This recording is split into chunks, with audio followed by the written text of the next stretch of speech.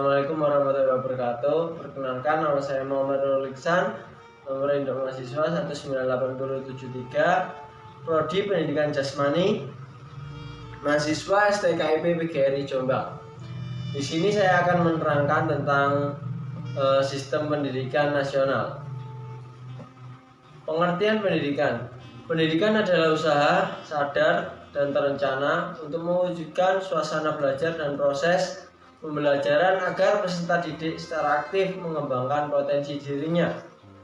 Sedangkan pendidikan nasional adalah pendidikan yang berdasarkan Pancasila dan Undang-Undang Dasar Negara Republik Indonesia tahun 1945. Pendidikan nasional berakar pada nilai-nilai agama, kebudayaan nasional Indonesia tanggap terhadap tuntunan perubahan zaman. Dan yang kedua, fungsi pendidikan nasional, yaitu mengembangkan kemampuan membentuk watak, membentuk peradaban bangsa yang bermartabat, dan mencerdaskan kehidupan bangsa.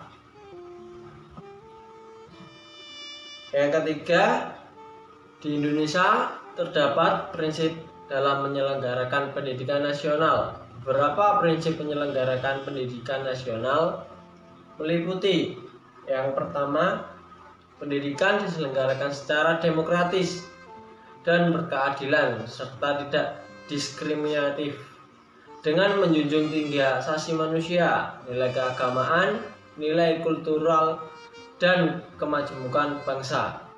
Yang kedua, pendidikan diselenggarakan sebagai satu kesatuan yang sistematik dengan sistem terbuka dan multi makna.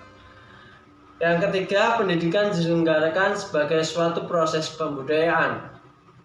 Yang keempat, pendidikan diselenggarakan dengan memberi keteladanan dan membangun kemauan.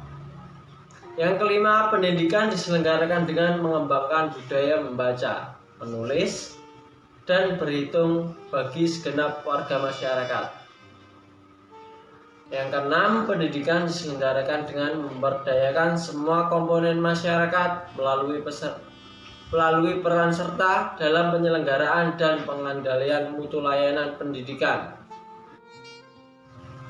Selanjutnya, pendidikan dibagi menjadi beberapa macam, yaitu pendidikan formal, pendidikan non formal, pendidikan informal, pendidikan anak usia dini, pendidikan jarak jauh. Dan berikut ini penjelasan masing-masing jenis pendidikan di Indonesia. Yang pertama, pendidikan formal adalah jalur pendidikan yang struktur dan berjenjang yang terdiri atas pendidikan dasar, pendidikan menengah, dan pendidikan tinggi. Contohnya SD, SMP, SMA. Yang kedua, pendidikan non formal adalah jalur pendidikan di luar pendidikan formal yang dapat dilaksanakan secara terstruktur dan berjenjang.